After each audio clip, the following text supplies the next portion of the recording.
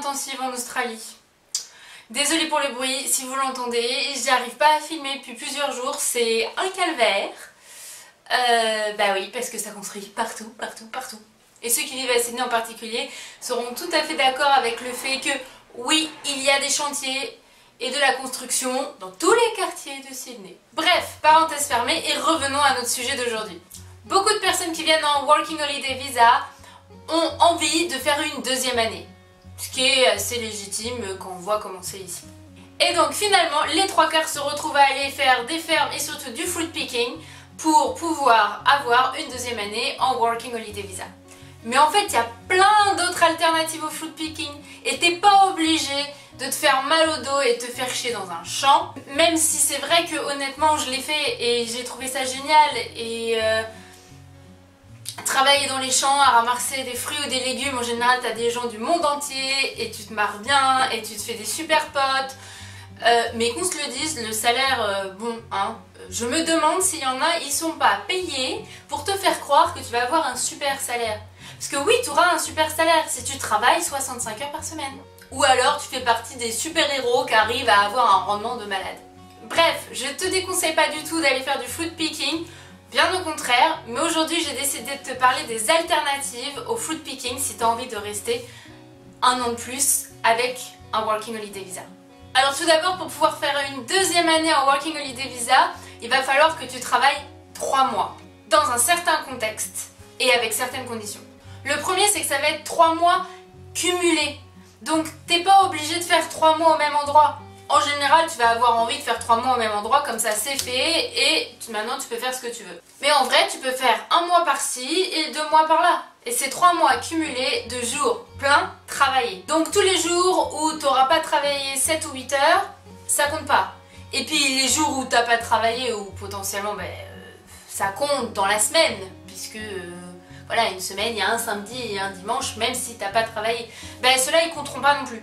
Donc pense à bien faire ton calcul. Alors tu vas pouvoir travailler dans plein de secteurs différents au final, et pas que l'agriculture. Mais je vais en parler juste après. Et ces secteurs d'activité spécifiques, ils devront être effectués dans une zone rurale.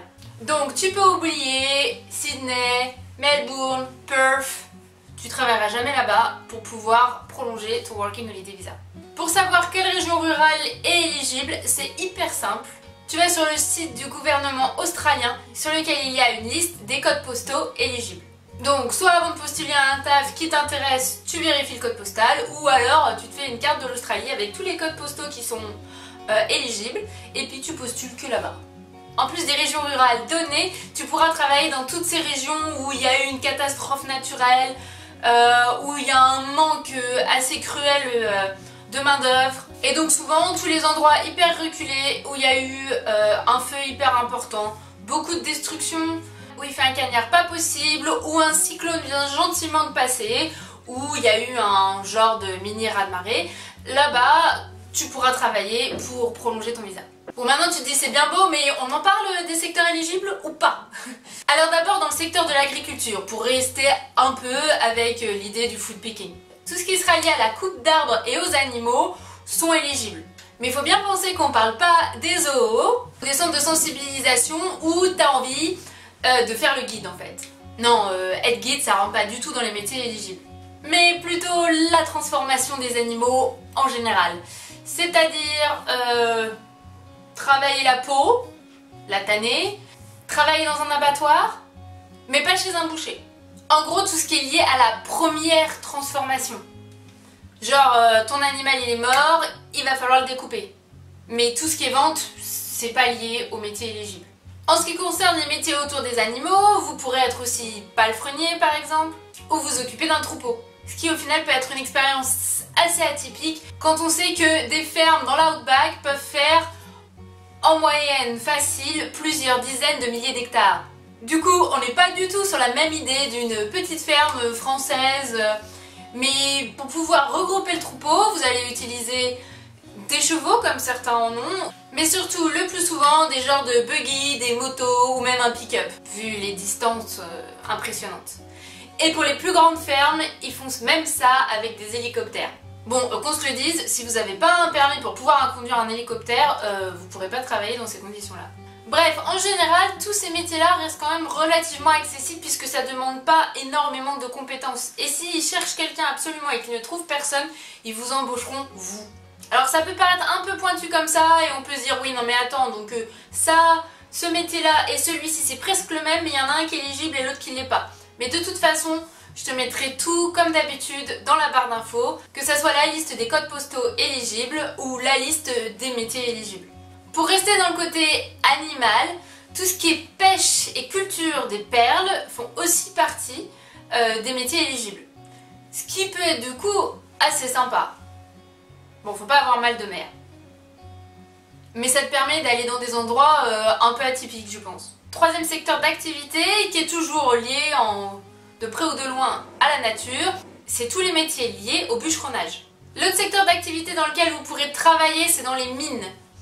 Et je dirais que c'est le secteur le plus difficile dans lequel vous pourrez travailler dans le sens où, même si vous trouvez ça hyper cool, hyper passionnant et que vous avez énormément de motivation, si vous n'avez pas les compétences pour, et en général ils vont vérifier, vous ne pourrez pas travailler dans les mines.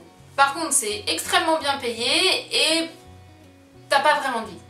Puisqu'en général tu bosses facilement 6 jours sur 7. Mais si l'idée c'est de faire de l'argent et que vous avez des compétences à ce niveau-là, allez-y. Et le dernier secteur dans lequel vous pourrez travailler, c'est la construction. Oui, encore et toujours. Mais la construction en général, donc le génie civil en fera partie. Et tout type de construction ou d'aménagement en fait. Et donc quand on y réfléchit bien, il y a énormément de choses que vous pouvez faire à partir du moment où vous n'êtes pas architecte, puisque ça ne fera pas partie des métiers éligibles pour le visa. Et donc tout ce qui est énergie renouvelable en fait aussi partie. Donc construire des éoliennes ou des panneaux solaires, c'est aussi à votre portée. Et en fait, en vrai, il y a souvent beaucoup de backpackers qui travaillent dans la construction de ces fermes de panneaux solaires par exemple. Pour ce qui est de comment trouver du boulot pour ta deuxième année, tu fais pareil que d'habitude. Et là, je te renvoie à mon autre vidéo que j'ai fait déjà avant. Donc, soit tu démarches en faisant du porte-à-porte, soit tu diriges vers des agences spécialisées dans le secteur dans lequel tu aimerais travailler. Si tu aimerais que je détaille un peu plus quels métiers sont éligibles exactement, ou si tu as d'autres questions sur le Working Holiday Visa ou sur ce que je viens de dire, surtout n'hésite pas, dis-le dans les commentaires. L'idée de cette vidéo, c'était surtout de faire une vidéo brève pour te montrer qu'il n'y a pas que l'agriculture et encore moins que le food picking pour te permettre de rester plus longtemps. Et peut-être qu'il y aura un métier dans lequel tu pourras t'épanouir plus que le food picking et tu gagneras aussi le droit de rester une deuxième année. Souviens-toi que les jours travaillés cumulés doivent être payés et ça ne peut pas du tout être du volontariat. Et comme d'habitude, je mets les liens dont j'ai parlé en barre d'infos pour te faciliter un peu ta recherche. Sur ce, je te souhaite une bonne journée et je te dis à la prochaine vidéo. Bye bye!